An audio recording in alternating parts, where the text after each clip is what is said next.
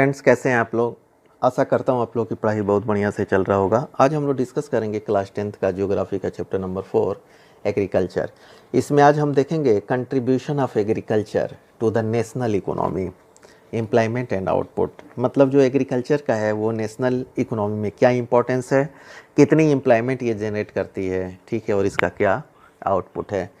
ठीक है, जैसा कि हम जानते हैं कि एग्रीकल्चर जो है बैकबोन है, हमारी इकोनॉमी का बैकबोन है। क्यों बैकबोन इसको बोलते हैं? क्योंकि 50% जो है एम्प्लॉयमेंट ये जनरेट करती है, और जीडीपी में भी अच्छा खासा इसका पार्टिसिपेशन था, लेकिन जो है आजकल कम हो गया है। ये जो है ग्रेजुअली डिक्लाइन, अगर डिक्लाइन होता चलेगा। अगर 1951 से हम अगर अब अभी हम लोग ये देखें तो धीरे धीरे जो है जीडीपी में इसका जो है परसेंटेज जो है, इसका जो पार्टिसिपेशन है वो कम होता चला जा रहा है। लेकिन ये स्टिल एम्प्लॉयमेंट जो है जनरेट करने की कैपेसिटी रखता है। ठीक है, तो the declining share of agriculture in the GDP is a matter of serious concern. ठीक है, ये जो है एक सीरियस कंसर्न है, because any decline and stagnation in agriculture will lead to the decline in other sphere of the economy। जो तीन economy के हैं, जैसे कि एक तो एग्रीकल्चर हो गया,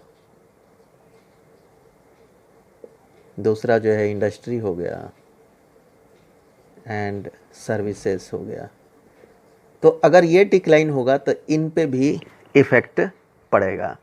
ठीक है, तो ये जो है हमें इसको जो है इम्प्रूव करने की ज़रूरत है। जो भी इसमें टेक्नोलॉजी की ज़रूरत हो या इंस्टीट्यूशन की ज़रूरत हो, फार्मर्स के लिए कुछ ऐड की ज़रूरत हो, सहायता की उनकी ज़रूरत हो, तो ये सब जो है चीज़ें हमें करनी पड़ेगी ताकि एग्रीकल्चर को हम इम्प्रूव कर सकें। क्योंकि एम्प्लॉयमेंट जो है एक मेजर कंसर्न है हमारे कंट्री में, और अगर हम प्लान्ड वे में जो है अगर एग्रीकल्चर को इम्प्रूव करने की कोशिश करें तो ये एम्प्लॉयमेंट भी जनरेट करेगा और हमारा जीडीपी भी स्ट्रेंथ होगा। ठीक है, तो अब हम जो है देखते हैं कि गवर्नमेंट ने कुछ स्टेप्स जो है लिए हैं, जो कि वो क्या क्या थे। तो Indian council of agricultural research, ICAR, Indian council of agricultural research centre उन्होंने खोला। इसमें जो है एग्रीकल्चर से रिलेटेड जो है रिसर्च करके जो है किसानों तक पहुंचाना है, कैसे जो है एग्रीकल्चर में हम इम्प्रूवमेंट कर सकते हैं। एग्रीकल्चरल यूनिवर्सिटीज़ खोली गई, वेटिनरी सर्विसेज जो है वो खोला गया, एंड एनिमल ब्रीडिंग सेंटर्स खोले गए। ठीक है, हॉर्टिकल्चर डेवलपमेंट जो है किया गया, फ्रूट्स के लिए, वेजिटेबल्स के लिए। ठीक है, research and developments in the field of metrology and weather forecast, इसको भी स्ट्रेंथन किया गया। ये सब कुछ स्टेप्स ऐसे हैं जो गवर्नमेंट ने जो है इसको इम्प्लीमेंट किया, इसको इम्प्रूव किया। लेकिन स्टिल जो है अभी हम ये देख रहे हैं कि इसमें जो है बहुत सारे इम्प्रूवमेंट की ज़रूरत अभी और है।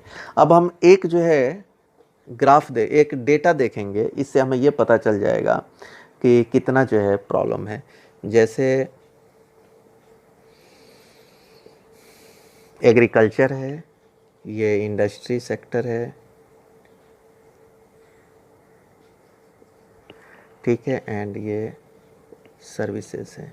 ठीक है, ये जो है डेटा है 2013-14, 2014-15 एंड 2015 एंड 16। ठीक है, यहाँ पे एग्रीकल्चर का पार्टिसिपेशन 4.2 था, यहाँ पे 0.2 था, यहाँ पे 1.1 था। तो ये हम देख सकते हैं कितना इसमें डिक्लाइन हुआ है। ठीक है, 15-16 तक आते आते 1.1 और 14-15 में तो माइनस जो है 0.2 था। ठीक है, इंडस्ट्री का हम देख लेते हैं, यहाँ पे 5.0 था, यहाँ पे 5.9 था, एंड यहाँ पे 7.3 था। तो ये तो जो है ग्रेजुअल इंक्रीज में इंडस्ट्री है। सर्विसेज का हम देखें तो 7.8, यहाँ पे 10.3, और ये जो है 9.3। It is also okay. ठीक है, तो ये दो सेक्टर्स तो इम्प्रूव हो रहे हैं, बट एग्रीकल्चर सेक्टर जो हम देख रहे हैं ये कंटिन्यूस जो है डिक्लिनेशन की तरफ है, वो कंटिन्यूस गिर रहा है। और जीडीपी यहाँ ये जो है 13-14 में 6.6, इसमें 7.2 था और 7.6 था। हम ये देख रहे हैं यहाँ पे कि जीडीपी तो बढ़ रही है हमारी, 6.6 से 7.2 हुआ, 7.6 हुआ, 15-16 तक। ये जो डेटा है This is the provisional data and on the basis of economic survey done in the year of 2015-16 में हुआ था, उस बेसिस पे ये एक डेटा निकाला गया है। इससे हमें ये पता चलता है कि एग्रीकल्चर सेक्टर में हमें कितनी इम्प्रूवमेंट की ज़रूरत है। वाई एग्रीकल्चर सेक्टर पे ही हमें इम्फेसाइज करना है, क्योंकि इससे हम यहाँ पे ये देख रहे हैं कि ये जीडीपी तो बढ़ रहा है लेकिन एम्प्लॉयमेंट नहीं जनरेट हो रहा है। ठीक है, ये दो sectors they are doing well but they are not capable to increase the employment, और ये जो है बहुत बड़ा कंसर्न है हम एम्प्लॉयमेंट भी। तो एग्रीकल्चर ही हम देखते हैं कि it employ approximate 50% of the employment, it fulfil 50% of the total employment. तो इसीलिए जो है हमें इस एग्रीकल्चर को और भी स्ट्रेंथन करना है, और not only it generates the employment, अगर जो एग्रीकल्चर स्ट्रेंथन होगा तो that industry and services will also strengthen. ठीक है, तो इसमें ये गवर्नमेंट को इसमें बहुत ध्यान देने की ज़रूरत है। ठीक है, अब ये कैसे जो है होगा, ये एक अलार्मिंग सिचुएशन में हो गया है। Indian farmers are facing a big challenge from international competition and reduction in public investment in the agriculture sector. अब क्या हो रहा है कि एग्रीकल्चर सेक्टर में इन्वेस्टमेंट ही नहीं आ रहा है, इसमें इतनी घाटा हो रहा है कि जो है लोग इसमें इन्वेस्टमेंट करना नहीं चाहते। अभी हम आगे देखेंगे कि कैसे जो है इसमें हो रहा है। तो इससे जो है अब इसमें लोग जो है पीछे हट रहे हैं कि जो है एग्रीकल्चर में कोई फ़ायदा नहीं हो रहा है। इवन फार्मर्स भी जो है अपने खेतों को छोड़ कर के बाहर जो है अपने जीविका को चलाने के लिए जो है बाहर उनको जो है काम पे जो है एज ए माइग्रेंट लेबर की तरह जो है काम करना पड़ रहा है। तो ठीक है, ये नौबत क्यों आई? अब जैसे कि कुछ गवर्नमेंट जो ने क्या किया कि subsidy on fertiliser is decreased, जो फर्टिलाइज़र पे सब्सिडी गवर्नमेंट देती है जिससे कि उनको सस्ता फर्टिलाइज़र मिलेगा।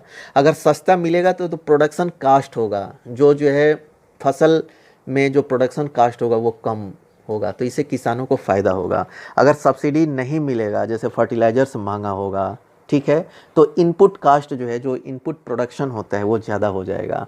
ज़्यादा होने से जो है उनको नुकसान होगा। अगर उनका सामान जो है सस्ता बिकता है तो इनको जो है नुकसान होगा। और एक और प्रॉब्लम है कि इंपोर्ट ड्यूटी जो है घटा दिया गया है एग्रीकल्चरल प्रोडक्ट पे। इससे जो है ये डेट्रीमेंटल हुआ है हमारे फार्मर्स के लिए, बहुत ज़्यादा डेट्रीमेंटल मीन्स व्हाट, ये खतरा हानिकारक। इंपोर्ट ड्यूटी के बारे में हम थोड़ा सा 2 मिनट ये जो है 2 सेकंड जो है हम समझ लेंगे। What is import duty? कोई भी सामान फॉरेन कंट्री से आती है तो उस पर गवर्नमेंट जो है एक लेवी, एक कर लगाती है, ठीक है, उसको हम इंपोर्ट ड्यूटी जो है बोलते हैं।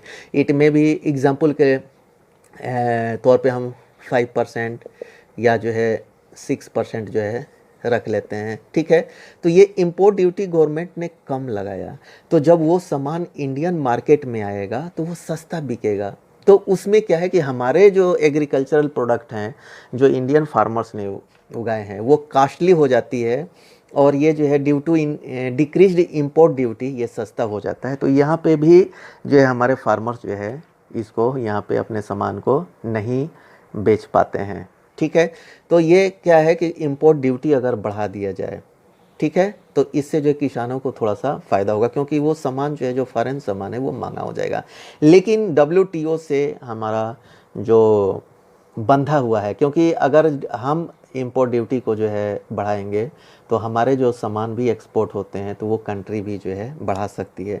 तो ये एक प्रॉब्लम्स है जिसको गवर्नमेंट को सेटल करना है। तो गवर्नमेंट कैसे इसको सेटल कर सकती है? इंपोर्ट ड्यूटी नहीं बढ़ा करके, क्योंकि हमारा भी सामान जब एक्सपोर्ट हो रहा है तो उसमें जो है वो कंट्री इंपोर्ट ड्यूटी बढ़ाएगी, तो हम अपने फार्मर्स को सब्सिडी दे सकते हैं, ठीक है। जो फर्टिलाइज़र्स हम प्रोवाइड करते हैं, ठीक है, इलेक्ट्रिसिटी है, इरिगेशन है, इस पे हम सब्सिडी दे करके सस्ता कर सकते हैं, किसानों को जो है थोड़ा सा हम राहत दे सकते हैं। तो जो वो सामान इनपुट जो कास्ट आएगा वो जो है सस्ता होगा, और तब हम जो है इस फॉरेन कंपनियों से जो भी सामान आता है एग्रीकल्चर प्रोडक्ट्स उसमें कम्पीट कर सकते हैं, ठीक है। तो ये जो है कुछ जो है प्रॉब्लम्स था जिससे जो है इंडियन फार्मर्स को प्रॉब्लम्स हैं, जिसको जो है कैसे दूर किया जा सकता है हमने देखा, ठीक है। और गवर्नमेंट ने बहुत सारे स्टेप्स जो है लिए हैं इसको दूर करने के लिए। तो इस क्लास में हम इतना ही कवर करेंगे। जिन बच्चों ने चैनल को सब्सक्राइब नहीं किया है, आप लोग चैनल को सब्सक्राइब कर लीजिएगा ताकि टाइमली आप लोगों को वीडियो मिलता रहेगा। Okay, thank you.